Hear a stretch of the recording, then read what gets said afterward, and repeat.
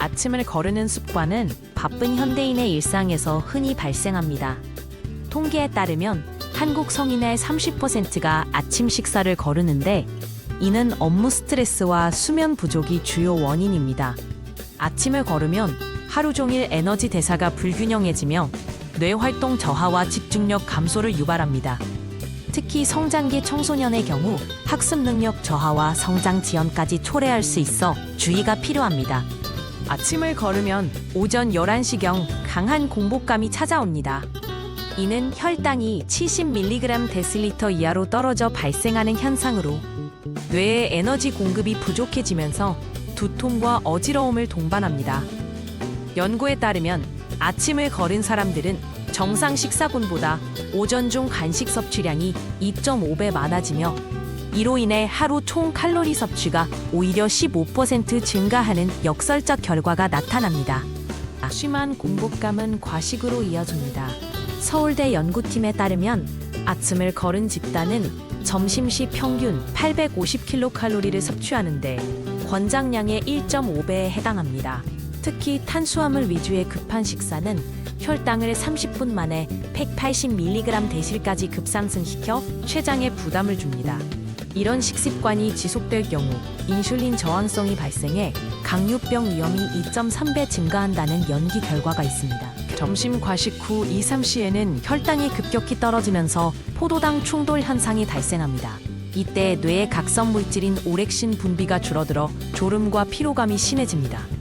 실제로 아침을 거른 직장인의 68%가 오후 업무 효율성이 40% 이상 감소한다는 조사가 있습니다.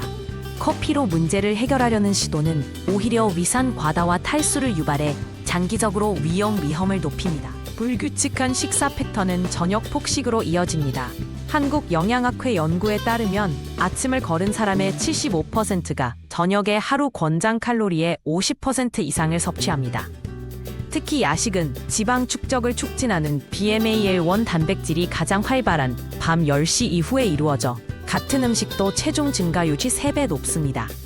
이로 인해 3개월 만에 복부 비만 확률이 45% 증가한다는 데이터가 있습니다. 과식은 수면 장애를 유발합니다. 소화기관이 밤새 활동하면서 수면 호르몬 멜라토닌 분비가 60% 감소합니다. 서울수면연구소 조사에 따르면 야식 후 평균 수면 시간은 5.2시간으로 깊은 수면 비율이 정상군보다 35% 낮습니다. 이는 다음날 피로 누적과 더불어 그렐린 호르몬 분비를 증가시켜 폭식 악순환을 가속화합니다. 2주간 지속될 경우 만성 피로 증후군 위험이 4배 증가합니다. 수면 부족은 아침 식사 거름을 재촉합니다. 피로가 누적된 상태에선 공복 호르몬인 그렐린 수치가 28% 더 높아져 아침 식욕이 완전히 사라집니다. 이는 에너지 대사율을 15% 저하시켜 체중 증가와 피로의 악순환을 만듭니다. 가톨릭대 연구에 따르면 이런 패턴이 1개월 지속될 경우 기초 대사량이 300kcal 이상 감소해 다이어트도 효과를 보기 어려워집니다. 3개월간의 불규칙한 식습관은 건강에 적신호를 켭니다. 대한비만학회 자료에 따르면 아침을 거르는 사람들의 40%가 공복 혈당 장애를 보이며 중성 지방 수치는 평균 230mg/dl로 정상치 150mg/dl를 크게 초과합니다.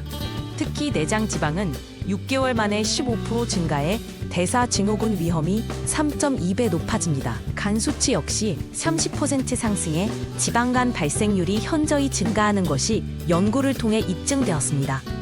아침 식습관 개선은 간단한 식단으로 시작할 수 있습니다. 계란 1개와 통밀빵 조각으로도 20g의 단백질을 공급해 공복감을 4시간 지연시킬 수 있습니다.